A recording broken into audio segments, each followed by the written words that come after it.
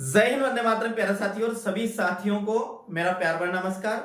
मैं बीएल लोधा, वरिष्ठ अध्यापक हिंदी। साथियों, आप सभी का आज क्लास में तहे दिल से स्वागत करता हूं साथियों। और प्रिय साथियों, आज हम पढ़ने वाले हैं अलंकार पढ़ेंगे। क्या पढ़ेंगे साथियों?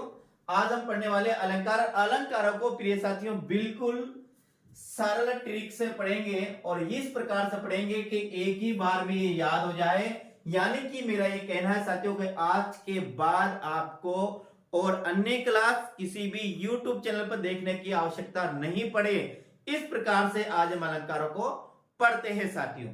तो एक बार पुनः, और ये जो अलंकार है साथियों, आप कोई सा भी एग्जाम दो साथियों, यानी कि आप पीजीटी का दो या फिर साथियों टीजीटी, कम से कम 2 प्रश्न तो आपके आते ही आते हैं।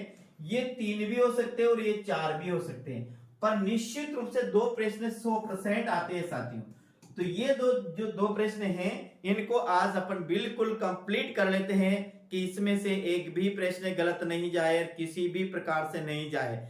यदि साथियों आपने इस क्लास को पूरा देखा, बिल्कुल ध्यान से सुना, तो मैं आपको 100% गारंटी देता हूं कि आपका अलंकार संबंधित कोई भी प्रश्न गलत जाने की बिल्कुल भी संभावना नहीं बनेगी। बस क्लास में अंत तक जरूर बने रहेगा। ये जो अलंकार है साथियों, ये आपके मैं कहता हूं पीजीटी और टीजीटी लेकर, यानी कि फर्स्ट ग्रेड या सेकंड ग्रेड, या कि एमपी वर्ग 1 या एमपी वर्ग 2, या फिर साथियों यूजीसी नेट, क्या है यूजीसी नेट या जेआरएफ या सेट, सेम सभी में साथियों इसी प्रकार का अलंकार आएगा। सेम आप एक क्लास देखिए, सभी कंपटीशनों की आपको क्लास से संबंधित आपके जितने भी प्रश्न हैं वो सब क्लियर हो जाएंगे। तो एक बार पुनः मैं आप सभी साथियों का आज क्लास में स्वागत करता हूं प्रिय साथियों। और हम पढ़ते हैं, आज क्या पढ़ते हैं? अपन पढ़ेंगे अलंकार साथियों। देखिए साथियों, किसी भी चीज को याद करने के लिए मेहनत की आवश्यकता पड़ती है और वो मेहनत तो अपन को करना पड़ेगा। बिना मेहनत से साथियों कहा जाता है कि बिना रुले हुए तो माँ भी बच्चे को दूध नहीं पिलाती। तो इसी प्रकार से बिना पढ़ाई की हो या कम पढ़ाई की हो, बिना तो साथियों किसी भी कंपटीशन को क्लियर करना असंभव बात है। आजकल कंपटीशन का जमाना बहुत ज्यादा है साथियों, तो हमें बहुत ज्यादा तैयारी करनी पड़ेगी, तभी हम किसी भी कंपटीशन को क्लियर कर सकते हैं साथियों। वैसे याद नहीं साथियों, यदि पढ़ने की योजना सही हो, पढ़ाने वाला ही है कि हमें क्या पढ़ना है वही पढ़ना है, तो साथियों ऐसा कोई कंपटीशन नहीं है जो हम क्लियर नहीं कर सकते।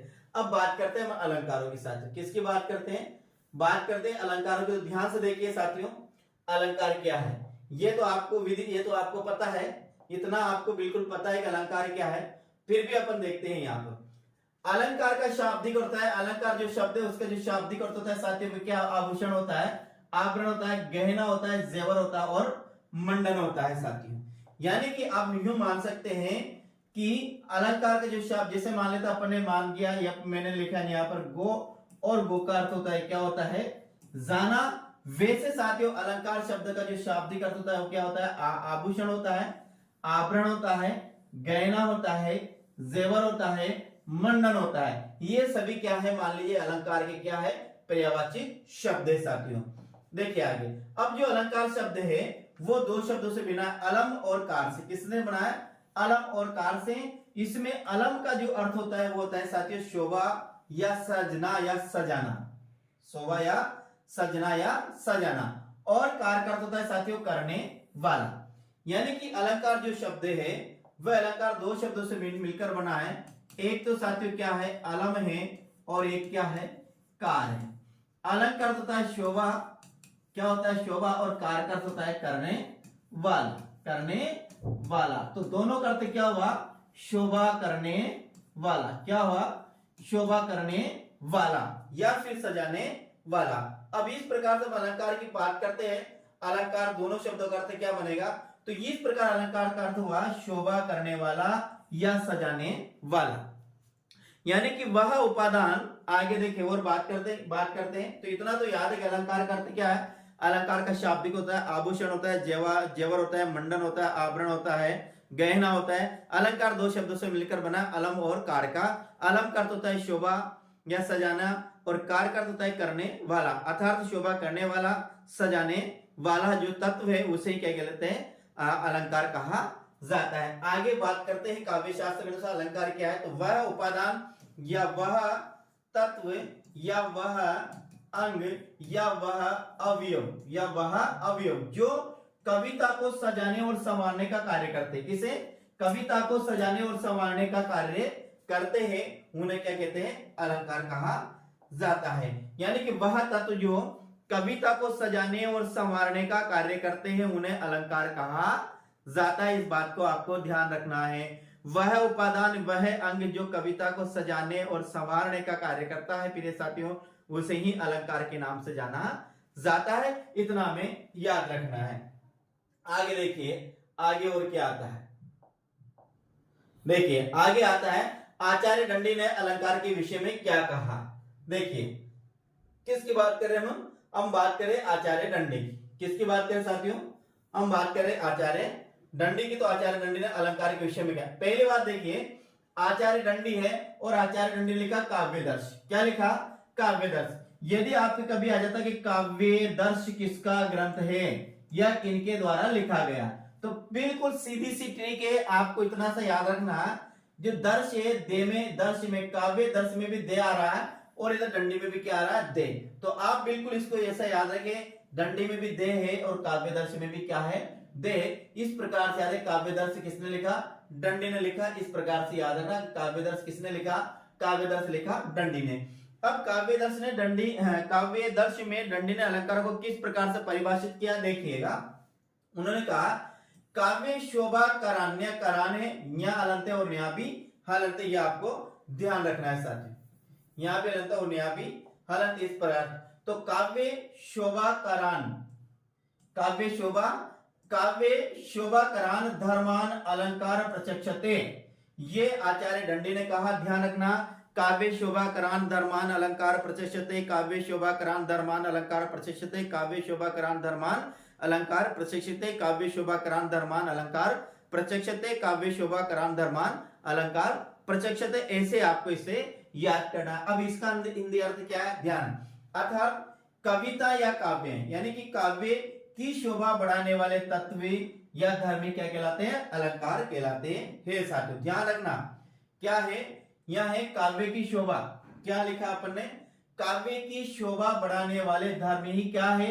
अलंकार है। काव्य की शोभा बढ़ाने वाले अंगी क्या है? अलंकार है। काव्य की शोभा बढ़ाने वाले तत्वी क्या है? अलंकार है। काव्य की शोभा बढ़ाने वाले अवयवी क्या है? अलंकार है। काव्य की शोभा बढ़ाने वाले कौन? उपादान ही क्या है? अलंकार है। इस प्रकार से ये हमें याद रखना है साथियों। तो ये परिभाषा याद रखना, ये किसकी परिभाषा है? ये आचार्य दंडी की परिभाषा। और ये परिभाषा किसके संबंध में दी? अलंकार के संबंध में। अपन का ध्यान रखना, काव्य शोभा करान धर्मान अलंकार प्रचक्षते। क्या याद रखना? काव्य शोभा करान धर्मान अलंकार प्रचक्षते। इस प्रकार से साथियों इनको अपन को याद करना है। आगे बात करते हैं। अब आता है आचार्य वामन। आचार्य वामन और आचार्य दंडी, यानी दंडी की परिभाषा और वामन की परिभाषा साथियों सेम है, बिल्कुल थोड़ा सा अंतर है। तो कभी कभी इसमें कंफ्यूज, मैंने यहाँ पर जो गुण की जो परिभाषा लिखी वो इसको देखते हुए यहाँ पर इस परिभाषा को लाए, तो इस परिभाषा को नहीं लाता साथियों। देखिए यहाँ पर इन्होंने कहा है कि काव्य शोभाया कर्तारो धर्मा गुण। यहाँ पर एक काव्य शोभा करान धर्मान अलंकार और न्याय है काव्य शोभाया कर्तारो धर्मा गुणा। ये गुण की परिभाषा है जो किसने दी है? ये आचार्य वामन ने दी है साथियों। क्या है कि काव्य की शोभा करने वाले धर्मी क्या है? गुण है। यह क्या है? काव्य की शोभा करने वाले धर्मी क्या है? अलंकार है। ये परिभाषा तो किसकी है? ये परिभाषा दंडी की। और किसके संबंध में? ये अलंकार के संबंध में है। और ये जो परिभाषा है ये किसकी है? ये परिभाषा वामन की है। ये किसके संबंध में है? ये गुण के संबंध में है। क्या कहा? देखिए यहाँ पर भी काव्य है, यहाँ पर भी काव्य है। यहाँ शोभा करान है, यहाँ शोभा है। यहाँ धर्मान है, यहाँ कर्तार हो है, यहाँ धर्म है और यहाँ भी धर्मान है। यहाँ भी धर्म है और यहाँ भी न्याय अलंकार है और न्याय क्या है? गुण है। बस इतना सा याद रखना कि ये परिभाषा है ये दंडी की है। और ये जहां गुण आएगा वो दंडी की परिभाषा, जहां अलंकार आएगा वो किसकी परिभाषा है? जहां गुण आएगा वो वामन की परिभाषा, जहां अलंकार आएगा वो दंडी की परिभाषा है। आगे देखो, आचार्य केशव आता है। आचार्य केशव आते हैं साथियों, जिसे हम ऋतिकाल में पढ़ते हैं। आचार्य केशव है, तो आचार्य केशव कहां पढ़ते हैं? हम आचार्य केशव को पढ़ते हैं साथियों ऋतिकाल में। आपको पता है कि आचार्य केशव को कहां पढ़ते हैं? आचार्य केशव को हम पढ़ते हैं रीतिकाल में। आचार्य रीतिकाल में जो प्रवर्तक माना जाता है साथियों, वह आचार्य केशव को ही माना जाता है।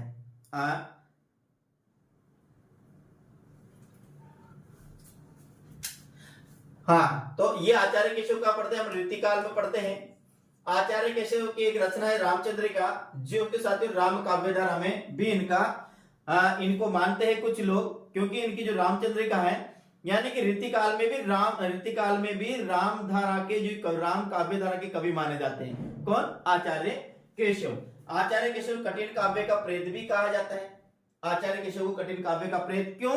कि इन्होंने अपनी कविता में इस इतने कठिन शब्दों को और अलंकार को इतना साथियों समाहित कर दिया कि उसका अर्थ निकालना बहुत कठिन है। इनकी कविता में अप्रतित काव्य दोष भी है और इनकी कविता में क्लिष्ट काव्य दोष भी है। दोनों प्रकार के काव्य दोष इनकी कविताओं में। जैसे साथियों कक्षा 12 किताब में एक आता है, इनकी कविताएं रामचंद्रिका पुस्तक का एक पार्ट वहां आता है, तेलनी तुलनी पूंछ जरी ने जरी जरी लंका जराई जरी। तेलनी तुलनी पूंछ जरी ने जरी जरी लंका जराई जरी। इस प्रकार से आबी और जतीन की टूटी टटी, ऐसे और भी कई उदाहरण साथियों इनके। कैसे? तो इनमें क्या क्या अलंकार के विषय में देखेंगे यहाँ पर। जदपि है साथियों, कदपि नहीं है, जदपि। जदपि सुजाति सुलक्षणी सुवर्ण सरस सुकृत, यहां है साथियों सरस सुकृत, सवृंत नहीं है। तो जदपि सुजाति सुलक्षणी सुवर्ण सरस सुकृत भूषण बिनु ने विराजती कविता वनिता मित। कविता का मतलब साथियों कविता या काव्य, कविता या काव्य। वनिता का मतलब है साथियों स्त्री। क्या है? वनिता का मतलब है स्त्री। ध्यान रखना, वनिता का मतलब क्या है? स्त्री है। और कविता का मतलब क्या है? कविता है। एक बार सुने, कविता का मतलब कविता या काव्य, वनिता का मतलब क्या है? स्त्री, मित्र का मतलब है मित्र। यानी आचार्य केशव ने तीनों के बारे में बताया गया। विषुण भूषण, भूषण यानी अलंकार, भूषण यानी गहना, यानी कि आभूषण। क्या है? आभूषण। बिनु ने विराजती, विराजती ने शोभायमान होना है। क्या होता है? शोभायमान होना। यानी कि वो कविता हो या फिर स्त्री हो या वो मित्र हो, तीनों ही साथियों बिना आभूषण के ठीक नहीं लगते हैं। चाहे स्त्री कितनी ही सुंदर हो, अलंकार के संबंध में कहा कि स्त्री कितनी ही सुंदर हो, लेकिन साथियों वह अलंकार नहीं पहनती, वह गहना नहीं पहनती है, तो उसकी सुंदरता में उतना चार चांद नहीं लगते जितने आभूषण पहनने से उसकी सुंदरता में 4 चांद लग जाती।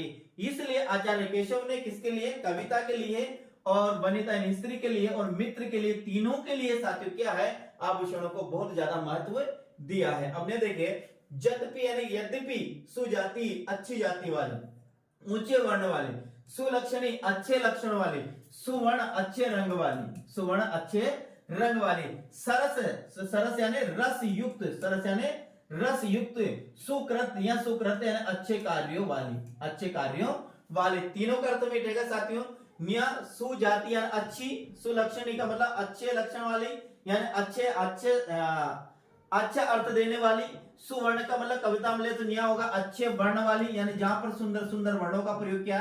सरस जिससे रस निकलता हो, सुकार्य जो अच्छे कार्य देती हो, जिससे अच्छा कार्य होता है। वनिता का अर्थ में लेते हैं साथियों सुजाति का मतलब उच्च जाति की, क्या उच्च जाति की।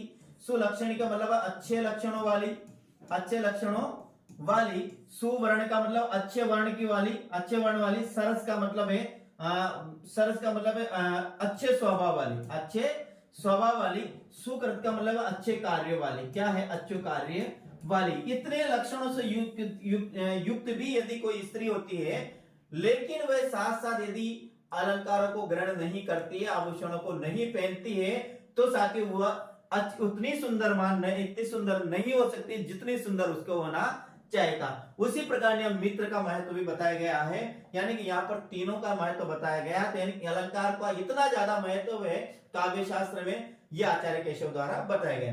अब देखिए आचार्य रामचंद्र शुक्ल ने भी अलंकार की परिभाषा दी, क्या लिखा है? ध्यान रखना, अलंकार क्या है? काव्य की चमत्कार पूर्ण शैलियां है।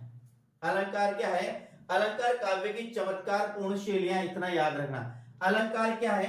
अलंकार काव्य की चमत्कारपूर्ण शैलियां हैं। अब देखिए आपको इस परिभाषा को किस प्रकार से याद रखना कि आचार्य, यदि एग्जाम में आ जाती है आपके ये परिभाषा कहां पर आ जाती, आपके यदि एग्जाम में आ जाती ये परिभाषा, तो आपको कैसे पता लगाना कि आचार्य रामचंद्र शुक्ल की है। तो हमें इस बात से पता लगाएंगे आचार्य रामचंद्र शुक्ल की है। किस बात से पता लगाएंगे साथियों, देखिए यहाँ पर यहाँ आ रहा शैलियां, क्या आ रहा, और यहाँ पर आता है शुक्ल में भी क्या आ रहा है से।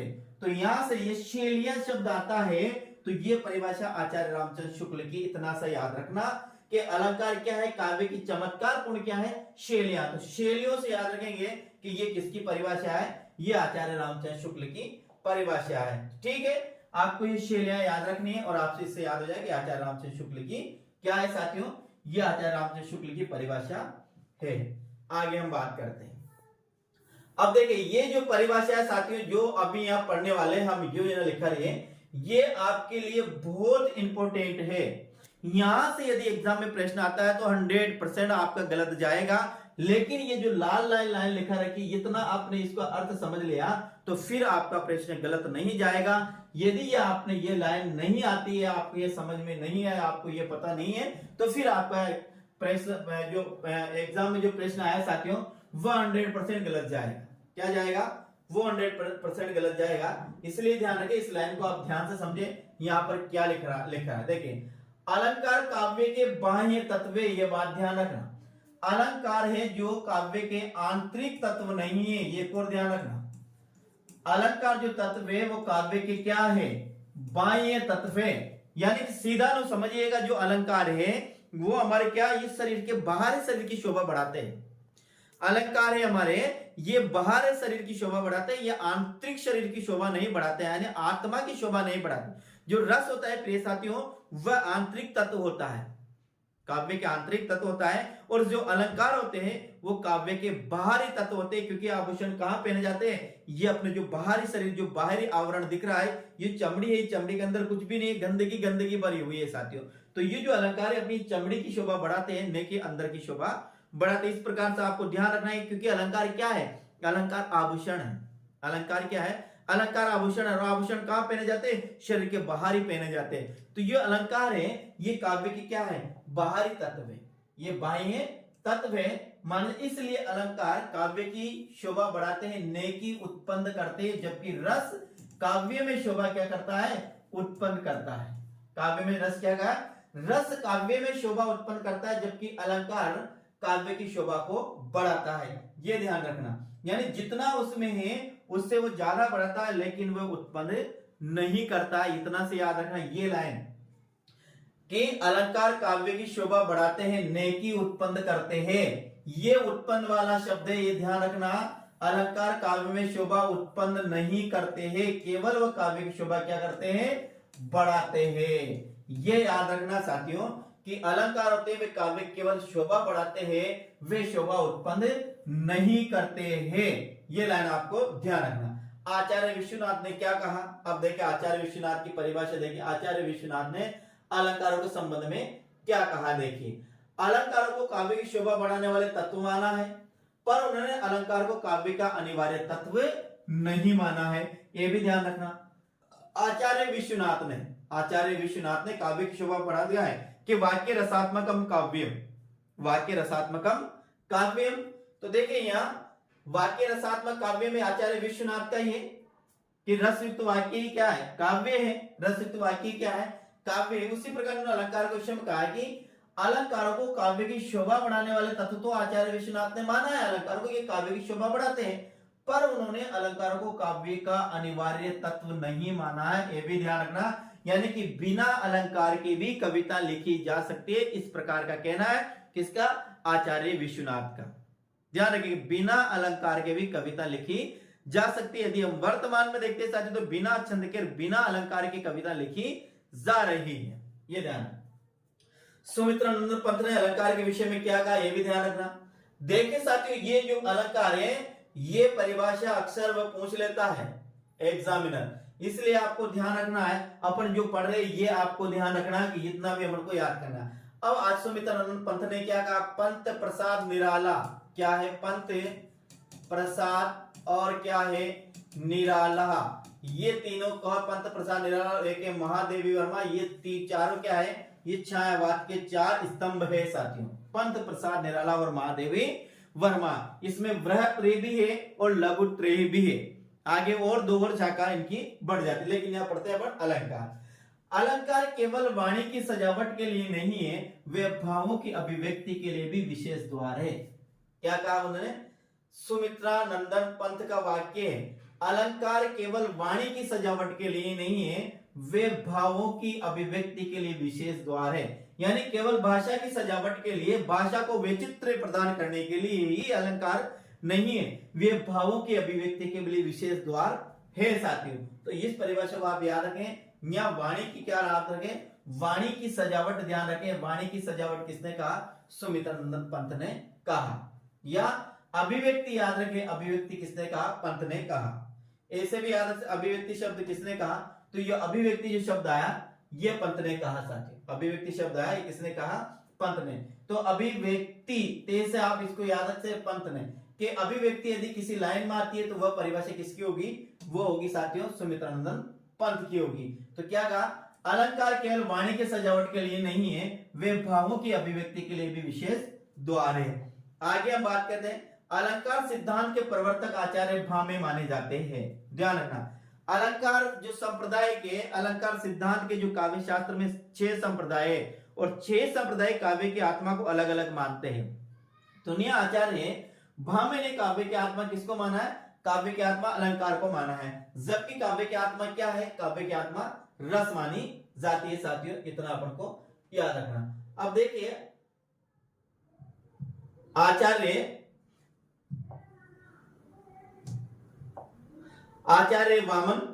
भामे अलंकार संप्रदाय के जो जनक माने जाते हैं या प्रवर्तक माने जाते हैं, कौन माने जाते हैं, आचार्य भामे माने जाते हैं, अलंकार संप्रदाय के प्रवर्तक या अलंकार संप्रदाय के जनक माने जाते हैं। इसके साथ साथ दो और एक, दंडी और रुद्रट भी अलंकारवादी आचार्य है। ध्यान रखना, दंडी और रुद्रट भी अलंकारवादी आचार्य है।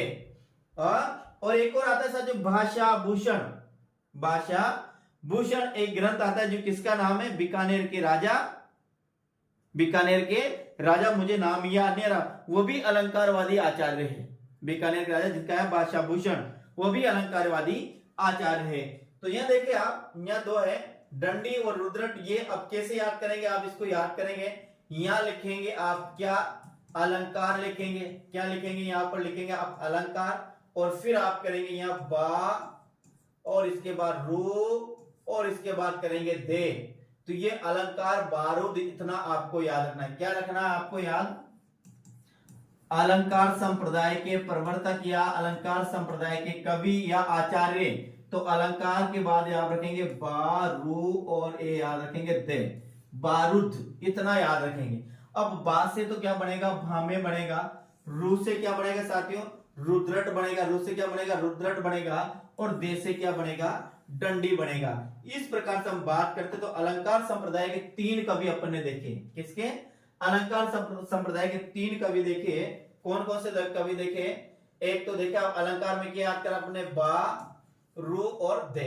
बा से तो क्या बनेगा, भामे बनेगा, रू से क्या बनेगा, रुद्रट बनेगा, और दे से क्या बनेगा, दंडी। इस प्रकार से आपको याद रखना है। अलंकारों का सर्वप्रथम विवेचन आचार्य भरत मुनि ने अपने ग्रंथ नाट्य शास्त्र में किया। अलंकारों का जो सर्वप्रथम वर्णन किया वो किसने किया, अलंकारों का जो सर्वप्रथम वर्णन किया वो किया आचार्य भरत मुनि ने, और उनका ग्रंथ का नाम है नाट्य शास्त्र।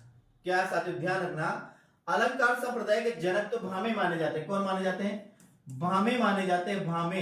लेकिन अलंकार का जो सर्वप्रथम वर्णन किया वो किया भरत मुनि ने, और भरत मुनि उनके ग्रंथ का नाम है नाट्य शास्त्र। क्या है, भरत मुनि ने नाट्य शास्त्र में अपने, भरत मुनि ने अपने ग्रंथ नाट्य शास्त्र में सर्वप्रथम अलंकारों का वर्णन किया है, या अलंकारों का जो सर्वप्रथम विवेचन किया वो आचार्य भरत मुनि ने अपने ग्रंथ नाट्य शास्त्र में किया।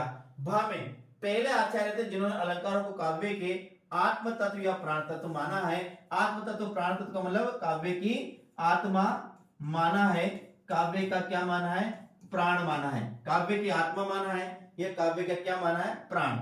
काव्य की आत्मा या फिर काव्य का प्राण, काव्य की आत्मा या काव्य का प्राण। ये सर्वप्रथम किसने कहा कि अलंकार काव्य के प्राण है, अलंकार काव्य की आत्मा है। सर्वप्रथम जिसने कहा उसका नाम है साथियों आचार्य भामे। क्या है? आचार्य भामे। और आचार्य भामे को अलंकार संप्रदाय क्या माना जाता है? जनक माना जाता है। अलंकार संप्रदाय क्या माना जाता है? प्रवर्तक माना जाता है। किसको? आचार्य भामे को। आचार्य भामे को अलंकार संप्रदाय जनक माना जाता है। आचार्य भामे को अलंकार संप्रदाय का प्रवर्तक माना जाता है। और सर्वप्रथम आचार्य भामे ने कहा कि अलंकार काव्य की क्या आत्मा, काव्य की क्या है? प्राण तत्व है साथियों। आगे हम बात करते हैं। भामे ने अलंकार को काव्य की आत्मा माना। देखो यहाँ लिखा है भामे ने अलंकार को काव्य की आत्मा माना है। और आचार्य भामे ने कहा ने कांतामपि निर्भूषणम विनुति वनिता मुखम। देखिए वनिता ने कांतामपि, हाँ कांता ने कांतामपि निर्भूषणम विभाति वनिता मुखम। वनिता ने स्त्री का मुख, हाँ विभाति शोभायमान। कांता, कांता ने स्त्री भी होता है, कांता का अर्थ स्त्री भी होता है। कुल मिलाकर साथियों जो अपने लिखा इसका अर्थ ये हुआ कि सुंदर स्त्री बिना आभूषण से कितनी ही कांतामपि, कहा गया देखिएगा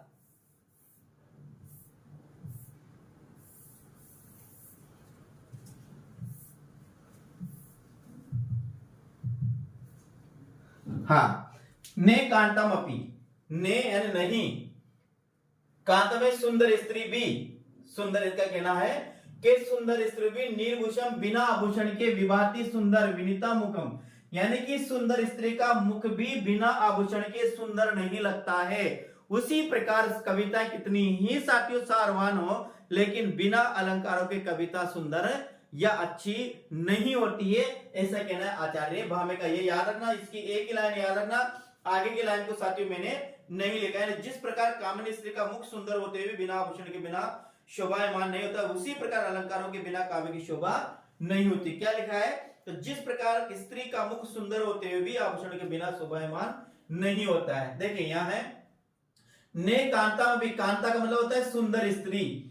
निर्भूषम यानी कि बिना आभूषण के, बिना आभूषण के विवाहती सुंदर नहीं लगती है। वनिता मुखम स्त्री का मुख, यानी सुंदर स्त्री का मुख भी साथियों बिना आभूषणों के सुंदर नहीं लगता है, उसको आभूषण पहनना ही पड़ता है। इसी प्रकार जो काव्य है वो बिना अलंकारों के सुंदर प्रतीत नहीं होता है। आपको ये परिभाषा याद रखनी कि ये परिभाषा किसकी है? तो आचार्य भामे ने क्या लिखा? आचार्य भामे ने याद रखना ने कांतामपि, क्या लिखना? ने से याद करना, ने कांतामपि इतना याद रखना कि ने कांतामपि किसकी में आएगा? ये आचार्य भामे की परिभाषा में आएगा। ने कांतामपि किसकी परिभाषा में आएगा? ये आचार्य भामे की परिभाषा में आएगा। इतना आपको याद रखना है साथियों। आगे देखते हैं, आगे और भी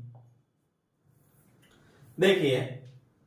अब देखिए आगे ना, जिस प्रकार कामनी स्त्री का मुख सुंदर होते हुए भी आभूषणों के बिना शोभायमान नहीं होता, उसी प्रकार अलंकारों के बिना काव्य की शोभा नहीं होती है। ये कहना है, ये जो शब्द है साथियों, ये जो है अभी अपन ने कहा, अभी ये है ना, अभी अपन पढ़ा कि ने कांतम अभी निर्भूषण विभाति वनिता मुखम, इसका ये अर्थ है साथियों, उसका ये अर्थ है कि जिस प्रकार कामनी स्त्री का सुंदर मुख होते हुए भी, जिस प्रकार कामनी स्त्री का सुंदर मुख होते हुए भी आभूषणों के बिना शोभायमान नहीं होता, उसी प्रकार अलंकारों के बिना काव्य की शोभा नहीं होती है। ये शब्द किसके द्वारा कहा गया साथियों?